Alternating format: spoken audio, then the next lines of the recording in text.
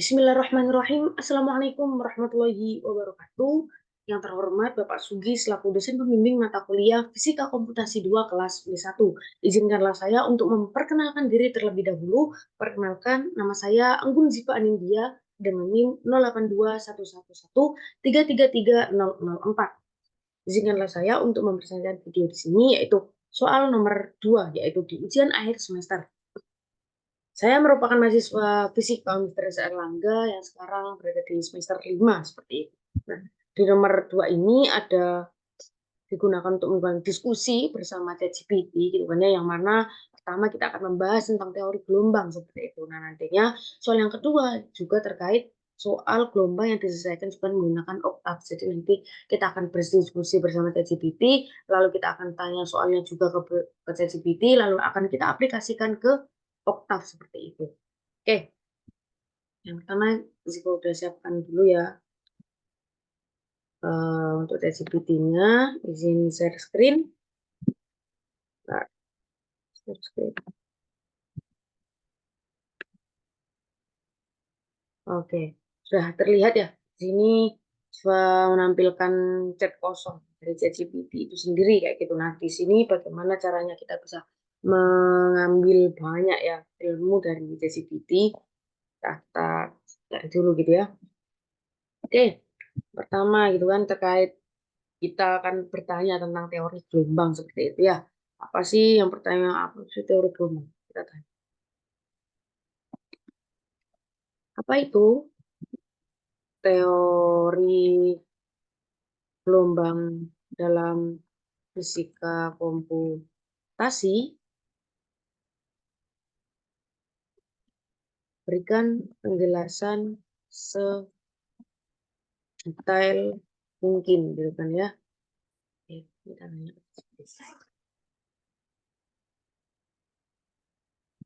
Nah, oke. Oke. Di sini kita tahu bahasanya. Oke. Kita tahu bahwasanya teori gelombang dalam fisika komputasi adalah konsep yang menggabungkan prinsip-prinsip fisika gelombang dengan komputasi untuk memahami mengembangkan teknologi maju kayak gitu. Nah, itu teori gelombang ya. Tentunya antara ilmu pengetahuan satu dengan ilmu pengetahuan yang lainnya itu tidak terlepas kayak itu ada kaitannya gitu kan. Nah, di sini selanjutnya elemen-elemen penting teori gelombang dalam konteks fisika komputasi seperti kayak sifat gelombang gitu kan. Nah, di mana gelombang dalam fisika itu mengacu pada perpindahan energi. Nah, ini kayak gelombang elektromagnetik, suara, mekanik, dan sebagainya. Lalu ada properti gelombang. Nah, di sini seperti panjang gelombang, frekuensi, amplitude, dan sebagainya. Nah, fisika komputasi. Nah, ini ada komputasi kuantum. Ini yang utama gitu kan.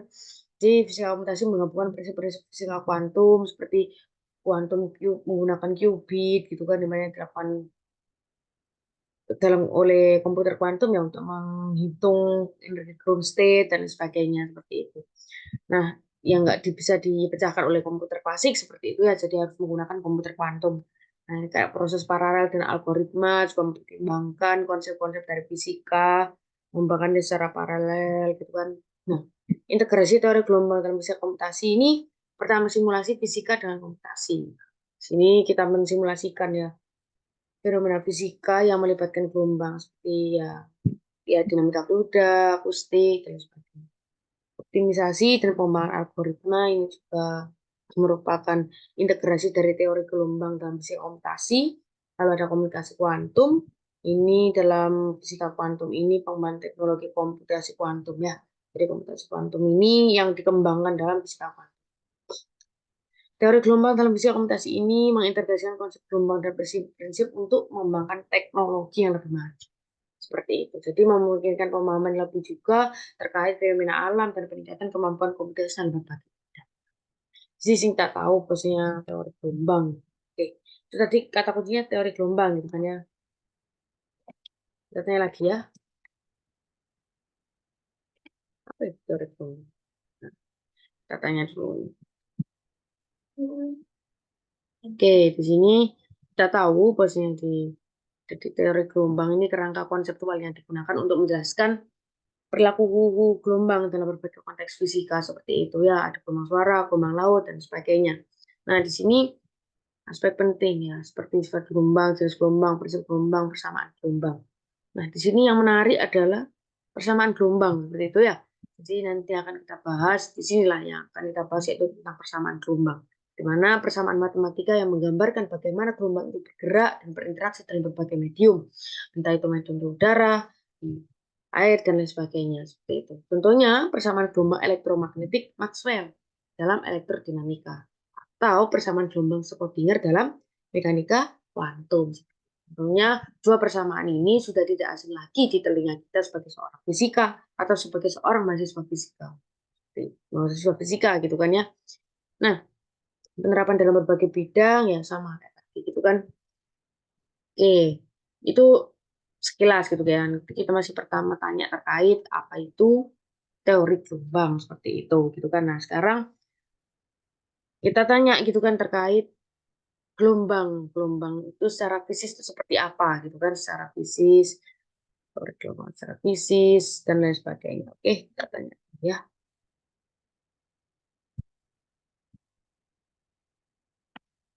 Pengertian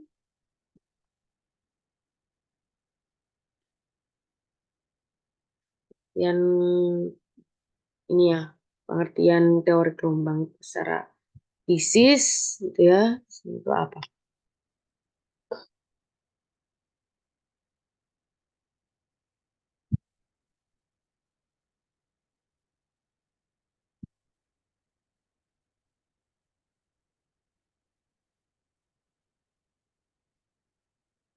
Oke, hampir sama ya, sama kayak di atas tadi. Secara fisis itu seperti ini gitu kan, ada mana prinsip-prinsip gelombang, ada interferensi, difraksi, refleksi, dan refraksi. Bagaimana yang kita ketahui gitu ya, di sini hampir sama lah gitu ya. Nah, di sini kita coba tanya ya, persamaan gelombang ya, jadi jelaskan tentang persamaan gelombang secara fisis ya. Kita tanya, berarti teori gelombang, kalau persamaan gelombang bagaimana gitu ya.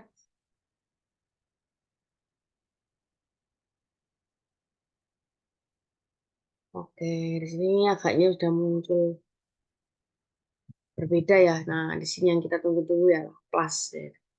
Sama seperti di UAS nomor 2 ya. Nah, persamaan gelombang itu persamaan matematis menggambarkan bagaimana gelombang itu bergerak dan berinteraksi sama kayak tadi. Nah, ini adalah representasi matematis dari fenomena fisik yang melibatkan perempatan energi atau informasi dalam bentuk gelombang kayak gitu kan. Nah, ada beberapa jenis gelombang, tentunya jenis persamaan gelombang yang tergantung pada jenis dan juga medium. Nah, dua persamaan penting ini adalah persamaan gelombang mekanik dan gelombang elektromagnetik. Nah, kita tinjau dulu nih. Nah, apa sih persamaan gelombang mekanik? Nah, di sini persamaan gelombang mekanik ini menggambarkan gelombang yang merambat pada medium seperti gelombang air. Nah, ini contohnya ya. Kita tahu persamaannya, dia do y kuadrat per do t kuadrat. Nah, persamaannya. Nah, untuk persamaan gelombang elektromagnetik, ya, di sini kita tahu dalam vakum, dalam keadaan vakum atau medium ya. Nah, ini seperti persamaan Maxwell gitu ya, hampir mirip ya. Nah, di sini ia adalah medan listrik, ini adalah sebagai operatornya Laplace, gitu kan ya, mu nolnya adalah permeabilitas. Terus ini, kalau ini epsilon adalah permitivitas, gitu ya. Terus do kuadrat per do t kuadrat ini adalah percepatan medan listrik terhadap waktu, seperti itu. Nah, kedua persamaan ini ya kita gunakanlah dalam fisika. Oke, ini adalah karena tadi agaknya kita bahasnya ini ya terkait persamaan gelombang itu nyambung, maka selanjutnya bagaimana analitik? Ya,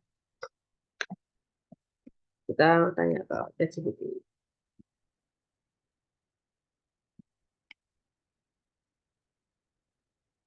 Bagaimana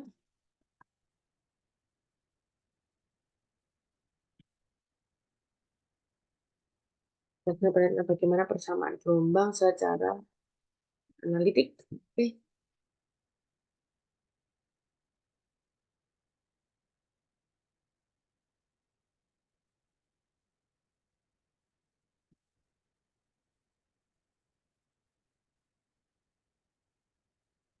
Oke. Nah, tadi kan kita tahu ya, kalau di sini tadi kita tahunya adalah persamaan gelombang mekanik. Nah, itu ada dua persamaan gitu kan, dimana ada persamaan gelombang mekanik dan elektromagnetik seperti itu kan. Nah, di sini kita dijelaskan lagi, kita tanya akan ke ChatGPT bagaimana secara analitik. Nah, di sini dijelaskan nih. Persamaan gelombang secara analitik ini adalah persamaan matematis. Nah, sama kayak tadi kan. Nah, diambil contoh ya pada gelombang mekanik satu dimensi. Di mana ini adalah mewakili persamaan gelombang pada tali panjang L dan tegangan T. Nah, di sini, nah ini ya, do Y, do kuadrat Y per do T. Nah, di sini Y dalam fungsi X dan T adalah fungsi yang menggambarkan posisi tali pada X dan waktu T. Nah, ini ya yang menggambarkan, ini ya, menggambarkan posisi talinya. Lalu V, nah V-nya di sini adalah kecepatan gelombang pada tali tersebut. Seperti itu. Nah, untuk menyelesaikan secara analitik, mungkin kita akan menggunakan teknik pemisahan, misalnya variabel X dan variabel T, atau menggunakan metode transformasi Fourier, misalnya, untuk menguraikan fungsi gelombang menjadi komponen gelombang yang lebih sederhana, seperti itu. Nah, misal nih, kita memiliki tali tegangan yang dipegang pada kedua ujungnya. Misal katakanlah X sama dengan 0 dan X sama dengan L. Jadi ada sebuah tali panjang sepanjang L seperti itu. Nah, di sini adalah 0 sampai L, gitu ya, sampai L di sini. Nah, diberi getaran awal pada T sama dengan 0. Nah, kita menggunakan kondisi batas dan awal untuk menyelesaikan persamaan gelombang. Itu dengan apa? Dan juga menemukan solusi analitik yang menggambarkan gelombang pada T. Nah, solusi analitiknya ini akan memberikan informasi bagaimana gelombang itu bergerak, pola getarannya seperti apa, lalu bagaimana gelombang itu bereaksi dengan kondisi awal, perubahan dalam medium tali. Nah, ini menggunakan teknis matematis tergantung pada jenisnya, jenis gelombangnya apa, mediumnya apa, kondisi batas atau analitik kan apa. Ya. Nah, kalau itu adalah secara mekanik gitu kan ya, tanya lagi gitu ya. Lantas, untuk persamaan elektromagnetik secara analitik bagaimana ya?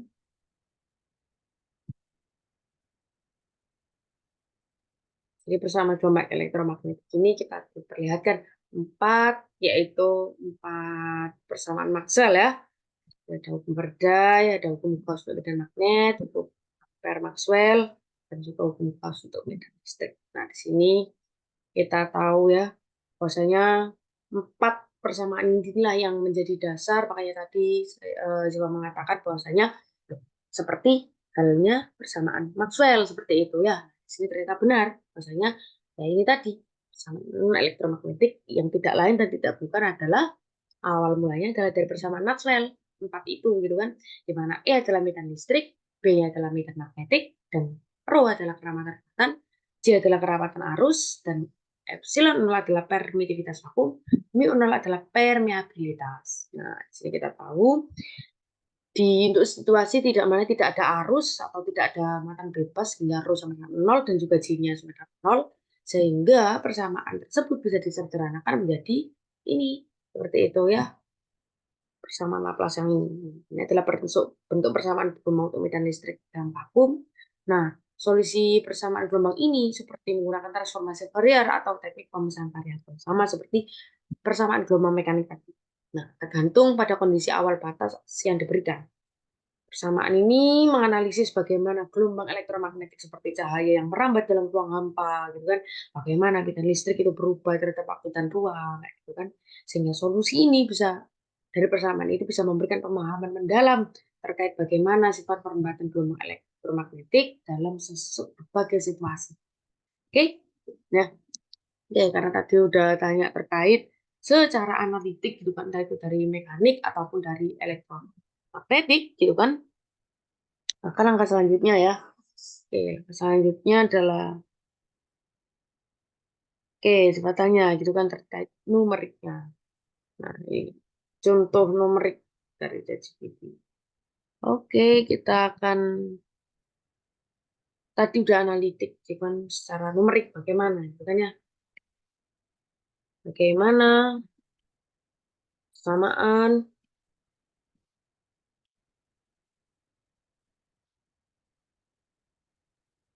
Oke, kita akan secara numerik seperti apa? Oke.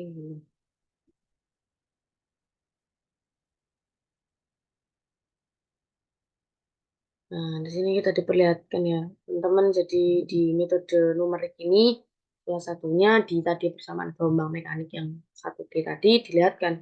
Ini adalah pakai metode diferensial hingga atau metode elemen hingga atau metode Fourier yang dipakai. Nah, ini metode yang dipakai adalah metode diferensial hingga, di mana gelombang L dengan tegangan T ya, kita menggunakan FD untuk dengan dikritisasi ruang X dan waktu. Lalu kita bisa membagi tali menjadi segmen-segmen seperti itu. Nah, di sini menggunakan deret Taylor ya, secara numeriknya sudah kelihatan ya di sini. Selanjutnya, lalu bagaimana gitu ya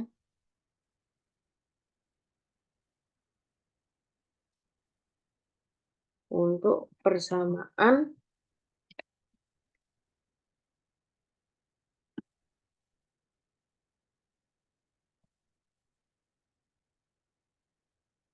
secara numerik. Nah,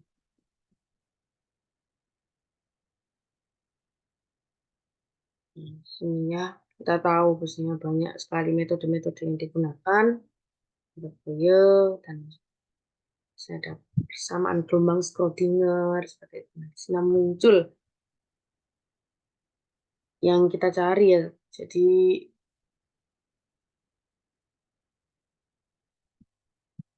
oke. Nah, di sini kita tahu. Nah, oke. Secara lainnya yaitu elektromagnetiknya ada diferensial hingga, lalu ada metode elemen hingga gitu kan ya, finite atau metode Fourier, lalu ada metode khusus untuk kasus khusus. Nah, khusus ini yaitu persamaan gelombang Schrödinger. Nah, persamaan gelombang Schrödinger inilah yang digunakan metode Crank-Nicolson atau metode split operator yang digunakan untuk menyelesaikan persamaan gelombang Schrödinger dalam mekanika kuantum. Jadi sudah tidak susah-susah lagi menggunakan bagaimana cara secara analitis. Kalau sudah ada numerik, kita gunakan saja metode numerik itu. Nah, ada juga persamaan gelombang elektromagnetik ya. Jadi di sini kita menggunakan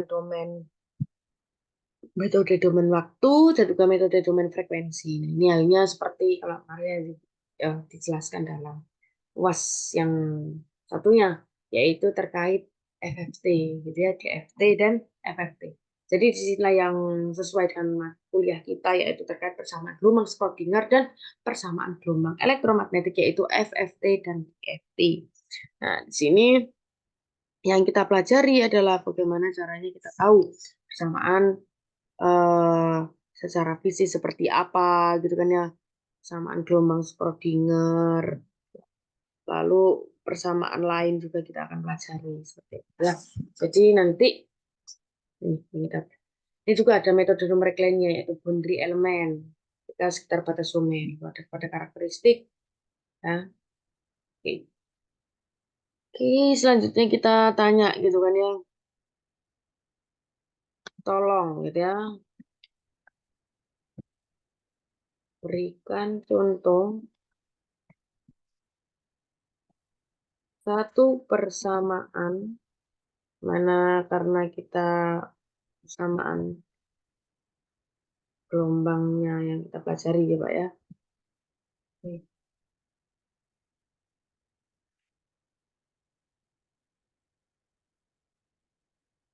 Schrödinger ya, atau elektromagnetik.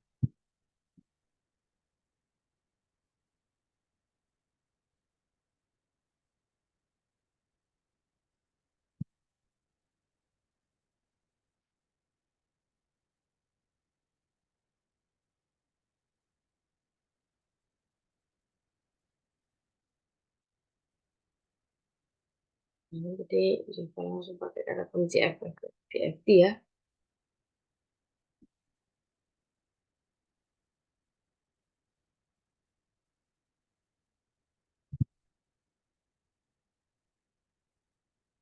Oke. Nah, di sini kita tahu ya, trans CFT dan juga NFT digunakan dalam analisis gelombang atau sinyal gitu kan. Nah, di mana di sini itu kita ini ya secara tidak langsung ya terkait persamaan gelombang elektromagnetik yaitu pada Maxwell equation. Nah, namun DFT dan FFT ini digunakan untuk mengubah sinyal dari domain waktu ke domain frekuensi. Seperti itu. Misal nih kita punya gelombang elektromagnetik dengan bentuk sinyal berupa pulsa nih atau gelombang sinusoidal yang dipresentasikan dalam domain waktu, kita bisa menggunakan DFT atau EFT dalam menganalisis spektrum dari frekuensi gelombang itu. Nah, di konteksnya persamaan yang terlibat biasanya adalah hubungan antara domain waktu dan frekuensi. Kalau dalam DFT, untuk mengubah sinyal dari domain waktu ke domain frekuensi, ya, dari domain waktu ke domain frekuensi. Di mana ini persamaannya ya. Nah, ini domain frekuensi. Di mana ini adalah representasi sinyal dari domain frekuensi XN. Nah, ini ya.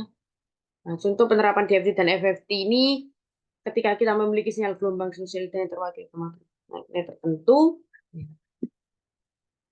Oke, ini sesuai dengan apa yang kita pelajari yaitu DFT dan EFT, yaitu Maxwell equation seperti itu, ya, kesamaan Schrödinger seperti itu. Tanya, ya, katanya. Kan contoh, gitu ya.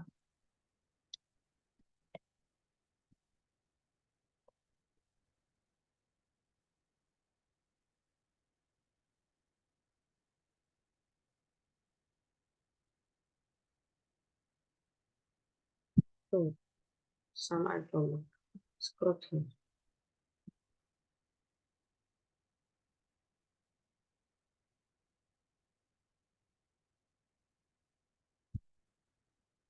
Hmm.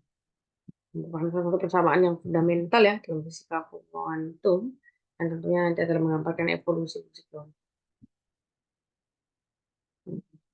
Ini lagi ya persamaan yang dibawa persamaan gelombang, persamaan kuantum. Ya, di sini fungsi gelombang dalam teori kuantum, masa Planck, posisi, masa partikel, potensial bergantung pada posisi. Oke, seperti halnya ini ya. Tadi juga ingin bertanya apa ya? Yang metode elemen tinggi dan metode aman, terus oh, oke. Selanjutnya kita akan ke persamaan Schrödinger ya. Sudah muncul persamaan analitik, maka kita akan jadikan persamaan analitik itu menjadi nomor. Ya, ya. Tolong jadikan persamaan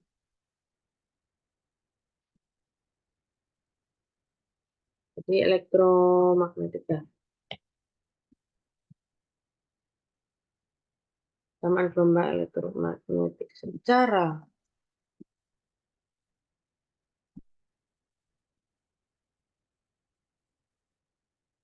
menunjuk.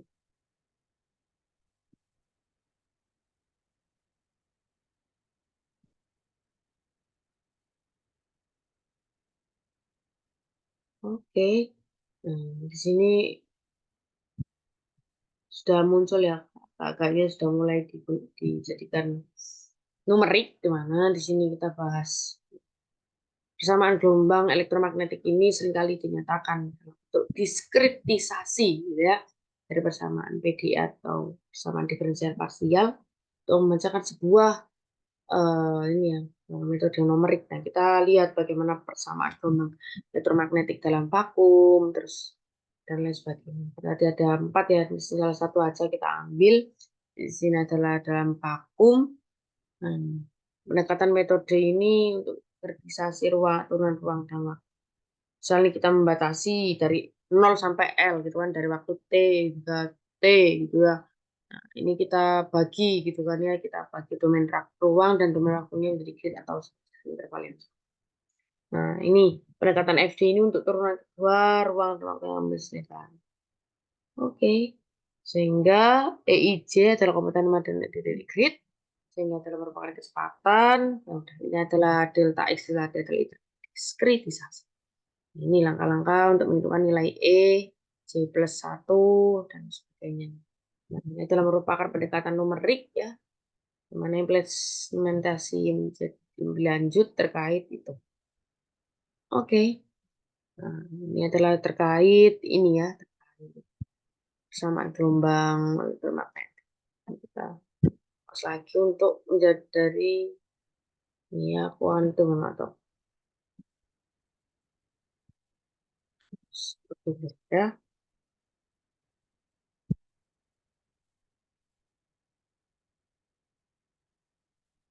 apakah bisa?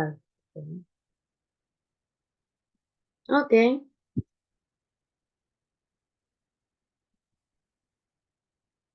lagi-lagi tetap menggunakan dengan PFD ya, atau tadi diferensial yang dibedakan. Nah, ini seperti crack di Paulson gitu kan ya.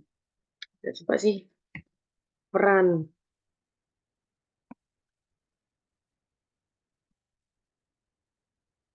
strength.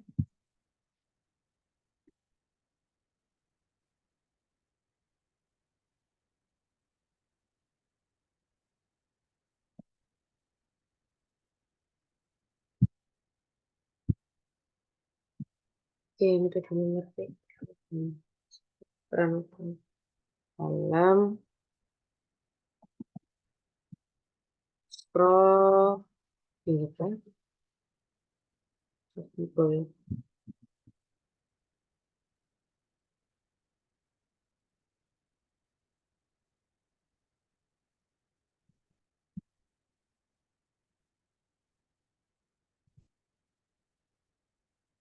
Oke, oh ternyata ini sama sebenarnya ya.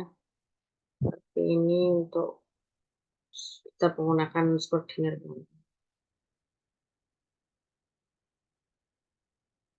Ini ya, teknik Paulson itu secara cepat ya, dia bisa langsung dibuatkan secara numerik sehingga keuntungan utamanya dari kita implisit yang lebih stabil dan konvergensi yang lebih baik daripada metode eksplisit. Nah, ini bagus intinya. Kita memulai sebenarnya akurat dan gelombang. Nah, selanjutnya ya buatkan satu soal gitu kan ya. Selanjutnya buatkan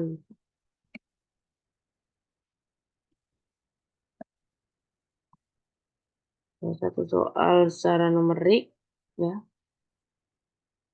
tentang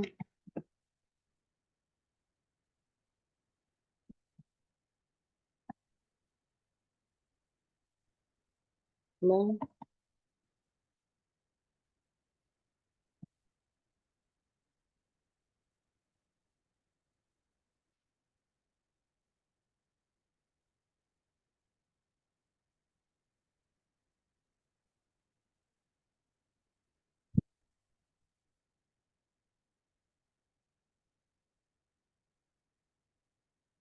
nah, ini udah terlihat ya. Itu panjang 10 meter dalam ruang hampa dan medan listrik. Nah, ini awalnya, kondisi awalnya, kita asumsikan kecepatannya, kita gunakan metode FD untuk menghitung nilai medan listrik. Seperti itu ya. Di sini dijawab persamaannya ini menghitung nilai E pada waktu eh, pada langkah waktu T. Hmm, ini sangat perinci ya. Nah, ini bagaimana caranya bisa tahu ya dalam numerik gitu kan. Di sini kita minta soalnya ini ya.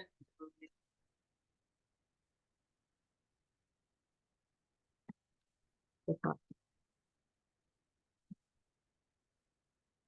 Oh, ya,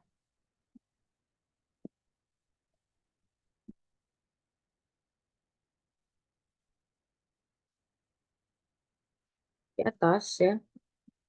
Tolong berikan solusi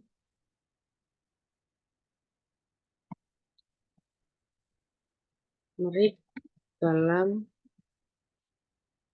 tah.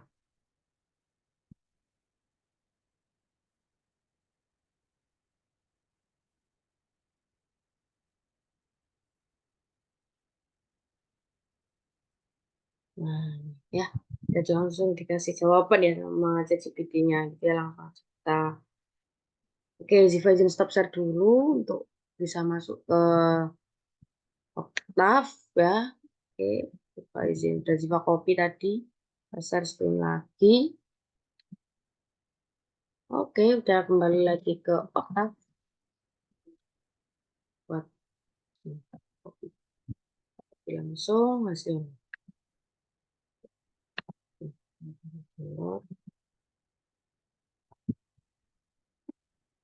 Was nomor 2 ya.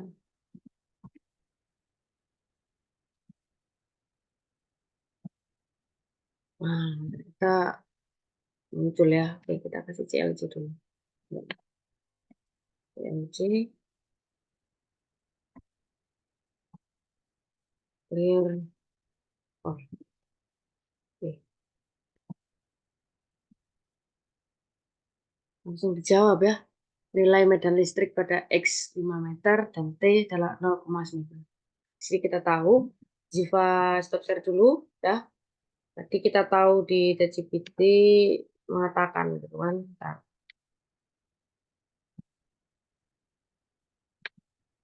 Nah, sini langsung ya.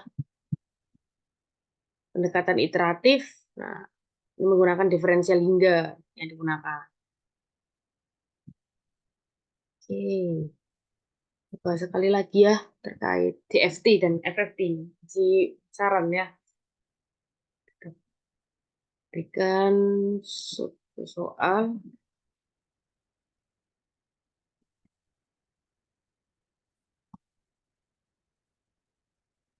satu contoh soal ya.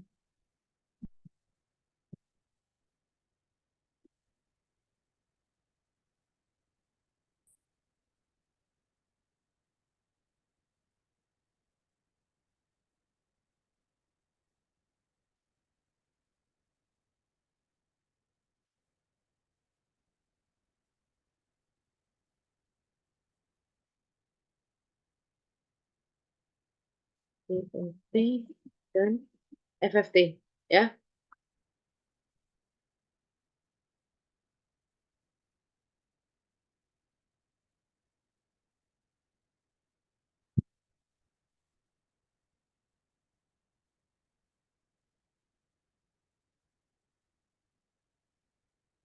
Oke. Lalu berikan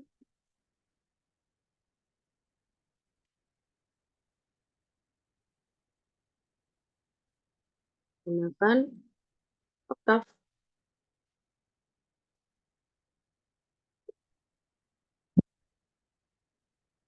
Hmm.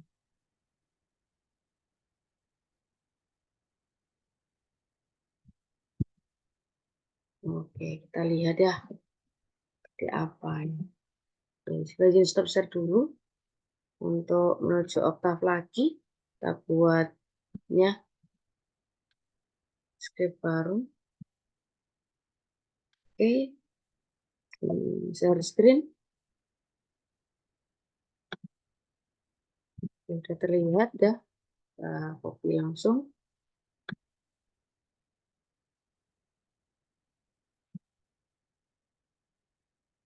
Coba, coba, enggak. Luas 2A, 2B ya, oke, kita coba.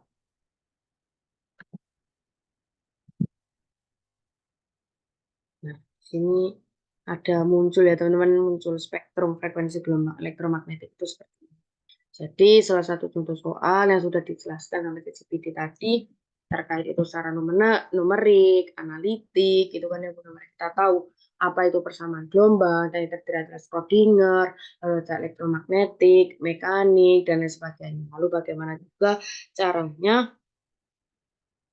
kita ini ya, jadi di sini ternyata tidak ada error sama sekali seperti itu kan ya dari PCBD-nya, dan ya dari Ziva bisa dicukupkan gitu kan ya, karena memang tadi sudah Ziva munculkan ya terkait spektrum frekuensi gelombang elektromagnetik dan lain sebagainya. Di sini kita tahu bahwasanya apa yang kita pelajari di fisika komputasi ini gitu kan ya, ya itulah pentingnya kita harus tahu analitiknya seperti apa, lalu numeriknya pun juga harus tahu seperti itu. Oke, sekian dari Ziva. Apabila ada kesalahan baik perkataan maupun perbuatan, mohon dimaafkan karena Ziva hanyalah manusia biasa yang tak luput dari salah dan dosa. Akhir kata, wassalamualaikum warahmatullahi wabarakatuh.